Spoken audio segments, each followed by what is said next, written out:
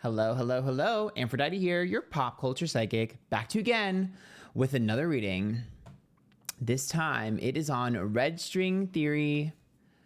And you guys, this is one of my most requested videos of all time. You have hounded me for months to do this video.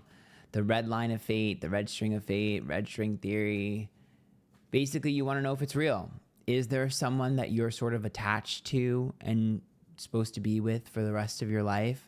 I've done a few readings on this. I think you might be interested in my, I'll put a link to it up here, is simulation theory real video. But let's just go ahead and see. I don't know how this is going to go. It's a spooky ooky reading. It's different and it's unique. So remember, these readings all ledger for interpreters only, and let's get started. If you guys like this, make sure you join the YouTube members. It's linked down below. There's a $5, $10, $15 tier. You get access to exclusive readings, exclusive celebrity readings. I just did one on The Real Housewives of New Jersey. Lots of niche topics that aren't popular for everyone are on there. And there's pick a cards and you can win a reading from me. All right. So, all right. Is red string theory real? Are we destined to have a soulmate?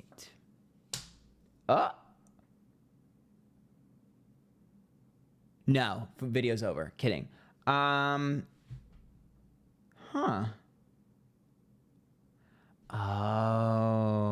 Oh, shit. Okay, so the star is destiny and fate for sure. Temperance card is patience and balance. That is a connection. I was expecting a temperance card, the Two of Swords here as well, but I was expecting the temperance card. That's what I would expect for like the red string of fate. Two pinkies connected with a red string. Makes me think of temperance. But what's interesting is the Three of Wands, which the Three of Wands is out of our control. So that makes sense. Destiny's fate is in control. But what's curious is the Seven of Wands. That's an underdog. The Two of Swords is a decision, left or right. And the Emperor is a loss of control. So it's not 100% our decision. Okay, so what I'm getting is we do have a little bit more control than we realize, but we don't have as many options as we think we do. Because the Two of Swords is like you having two options, and that's it. Six of Cups reversed. Strength reversed. Okay. I mean, the Six of Cups reversed is your past connections that didn't go so well, and that bring out a vulnerability and sensitivity. And the Knight of Swords, like when things are bad, it helps you appreciate the good. So it's like finding your yang until you can find your yin, or yin, I should say. Yin, yang, whatever. So I get it. Like our past relationships help us find the one. That makes sense. But I'm confused as to why there's two. I see it split in two. Is that like timelines or what? Nine of Swords is overthinking and overanalyzing. The Eight of Wands is about things changing. So timelines changing. Four of Pentacles holding tightly. Oh. Okay. Yeah, this is kind of what I expected. So to me, this is like if somebody, there are multiple soulmates, but they're of the same energy. So essentially, when you're on track to be your best self, if your partner that you're with and that you're supposed to be with does not also go on track, that's when things change. And they change quickly. So that's why I always say, like, you're not energetically connected, even though you might be together. It's like you've outgrown your partner. That's when the timeline shifts. Okay, but what is this duality that I'm seeing?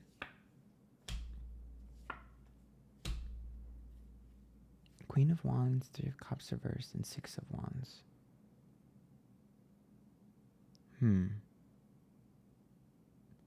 Six of Wands is like beauty, but it's also ego. Three of Cups, jealousy? Comparison. I do think our tastes change based off of what our soulmate looks like. So I will tell you this. Your type is not happening because you like that person and that's your specific type. Your type is happening because you're being guided to a specific person. People don't look like our type our type are the people we're supposed to be with. Now, I know that's going to be like, people are like, well, what if I have a toxic type? What if I have a toxic type? I think when you mature and you heal that wound, then your type will change, so to speak.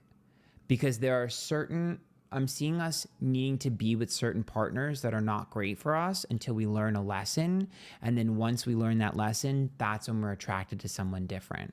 So if we're attracted to the same looking type of person and they all look the same and it's not working, it's because we haven't learned the lesson, which makes sense. We always say that, right? You're attracted to the same type of guy or girl. But I think it's physical. I think physical as well. Your physical type will change when you're healed.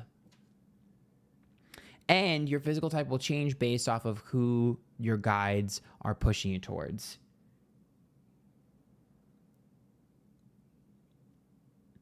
We are more malleable than we realize. I'm seeing us being changed and shaped. I don't think that we're connected to one person. I think that we are morphed and shaped. We're like Play-Doh. I see giant hands coming from the sky and morphing us. We're like Play-Doh, being changed and adjusted to what's best for us or what they want for us. I don't think we're in control of our soulmates, actually. I think that we can try to manifest certain traits. I think that we can try to manifest certain physical attributes, but at the end of the day, the final choice is not ours to make. Because the Two of Swords in the beginning here makes me think our choices are very slim. Like, let's say that you want a guy with blonde hair and blue eyes. You might get someone with blonde hair and brown eyes and someone with brown hair and blue eyes. And they'll be like, choose. Like, that's kind of what it is. It's like putting your order in the universe and you're going to have to choose. You don't have many options. So it's like you can manifest certain traits. You can manifest certain physical attributes. But one, I think your want and desire for that physical attribute is not your own doing. And two, you're not going to really be in control of it anyways. Like if you were like, okay, I want to manifest a guy with blonde hair. I don't think you want to manifest a guy with blonde hair. I think your guides want you to manifest a guy with blonde hair. Like, I don't think we're in charge of love, like at all. Like, I think it's an illusion of being in charge. I think that our guides can put energy into us or ideas into us, but they can't manifest it for us. We have to manifest it. So essentially, manifestation is just reiterating and reciting the script that is being written for us by our guides. So it's a false sense of manifestation, a false sense of, well, not manifestation, but a false sense of, well, manifestation, at least when it comes to love here, seems to be a false sense of identity because it's not us, it's them. As much as you like to think like, oh, I like these types of guys. No, I see someone whispering in your ear every night. I wonder if this has to do with the dreams video that I did. If I remember, I'll put a link to it up here. But it's like, I see someone like whispering in your ear every night, like blonde hair, blue eyes, 32 years old. Like that's, and then eventually you're like, I want to manifest a guy with blonde hair and blue eyes. I'm like, thank God you finally listened. And then there's an illusion of choice with the Two of Swords. Yeah, look at the moon. It's done in the dark. It's secretive. Three of Pentacles and Ace of Swords is we put so much effort into this and then you end up missing the opportunity. It's Ace of Swords where it's like, oh my God, you missed the opportunity. Now I have to find a way to get you two together again. Now I have to find this again. So red string of fate, not really. It feels more predetermined, but I will tell you it's archetypes. It's archetypes. I told you when I was like high, I saw like numbers above people and it might've been a metaphor because I'm seeing like energetically people are similar. So it's like these guys may look different, but they're the same guy. Or these girls may look different, but they're the same girl. And it's like, it's this energy. It's like, this is the type of energy and this is the best candidate for that. I'm seeing a gumball machine and I'm seeing like, you know how like when you're like, I see someone like wanting a pink gumball and there's a ton of pink gumballs, but they can only get the pink gumball that's closest to them. And all the pink gumballs are a little bit different. They're shaped a little bit different. Some of them are dented, whatever. Maybe a little bit different of a hue, different color, but like slightly different pink. But the closest one they'll get is the one that's closest to the dispenser. And so I see them going through and being like, oh, here's a blue gumball, here's a green gumball. And I see them chewing the gum and then spitting it out, chewing the blue one, spitting it out, chewing the green one, spitting it out. And finally the pink one comes up and they get really excited. And they cherish and hold the pink one and they hold it tightly instead of chewing it. And so for me, that's the metaphor of like, it's whatever one is closest to you at the time and what we can get you to that is of the same faction of like the pink gumball. So let's say someone's like, okay, you need a pink gumball. You need a pink gumball. Like whichever person from the pink gumball faction is essentially who they're trying to get you to. And then if that doesn't work, you have to go through the blue ones and the green ones to get the pink one again. And then if you've learned your lesson with the pink one, and that's who you're meant to be with forever, then there you go. You have your partner. If not, you're no longer attracted to the pink ones, and now you're attracted to the green ones because the green one is actually who you were supposed to be with from the start. And I think we go through most of the lessons of all these like quote unquote gumballs or colors. I think we go through most of the lessons. I think that's what registering of fate is that there is one particular archetype that we are meant to be with, but we have to figure out all the other colors before we get there. I think that's also why people are able to find love more than once, because let's say that your type is supposed to be green. Well, maybe you find another green after you separate or someone dies or whatever. Or maybe you were with a green and you're supposed to be with a pink. And so you divorce, and then you divorce the green, you learn the lesson, and then you go to the pink. Because I'm also seeing like marriage and divorce. I see them just like throwing their hands up in the air like, that's not an institute that they care about. Marriage is an institute of our like earthly plane. Like it's an earthbound thing. For them, someone being in a serious relationship and someone being married are the exact same. And when somebody is meant to be broken up with, they're like, yeah, you should break up with them today. It's over. Like there's no like, there's not really like a mourning period. There's not like a sensitivity to that. It's more matter of fact. Like, yeah, you guys should be broken up now. The lesson is learned, or the lesson isn't learned. Go to the next one. It's very like efficient. They're more efficient. It's like an ushering in. These feel like guides. Registering a theory makes me feel like it's just a modern way of layman's terming guides. Because I see a group of people making decisions for us. So perhaps it's frustrating and a little bit weird to think that we're not really autonomous. Is that the word? We're not really in charge, but we're not. I don't think we're in charge of love at all. I think we're massively influenced, and there's a false sense of choice and a false sense of being in charge, and we think we're in charge, but we're not.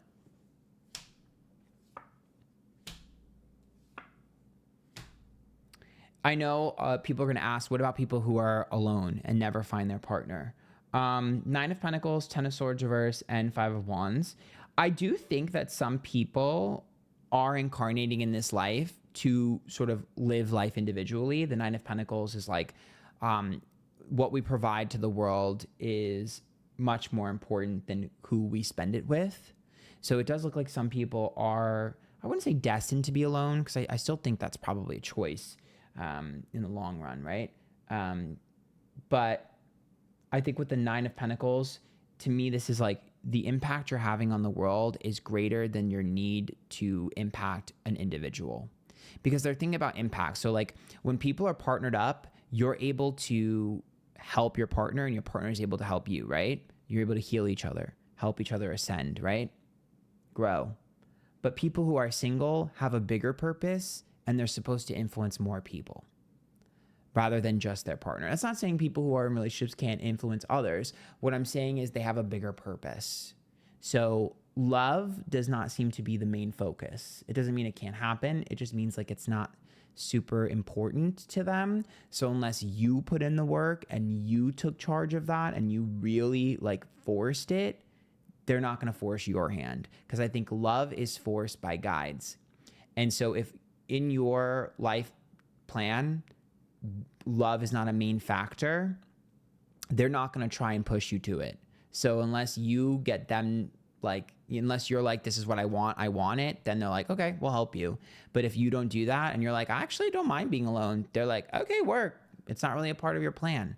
So There are some things that are predestined, but it's a little all over the place. It's hard for me to explain this. I don't know if I'm explaining this right. Maybe I might have to make a clarification in the comments because I feel like you guys are going to get confused. There it is. 2 of Cups, 9 of Wands, and Fool. I'll sum it up. We're not in charge of who we're attracted to. Our guides are. Our guides are influencing love. We're not in charge of love. We can try to manifest things, but I'm telling you right now, they're making us manifest this. They're influencing us. Okay? They're like giant influencers. Okay? Guides. Where we think we like this thing because we like it, but we actually like it because they told us to like it. I think people who are single, unless you personally are like adamant about being in a relationship and you're like telling your guides like this is something I really want, they're not going to try to influence you because it's not something that's that important. And since they influence love, they're like Cupids. I think this is where Cupid came from. They're like Cupids. So they're like, okay, well, it's not really that important to me either, so I'm not going to Cupid's arrow your ass. And you have more important things to do when it comes to influencing others and helping your community. And yeah, I think there's different archetypes. So I don't know. That's kind of what I see. I don't know if you guys like that, if this was boring or weird or stupid. But this was highly requested, and here it is. So join the YouTube members. It's linked down below, and good luck. Let me know if you need clarification or a second part. Now, girl, why am I single? Let's ask that question. Which one am I? What color?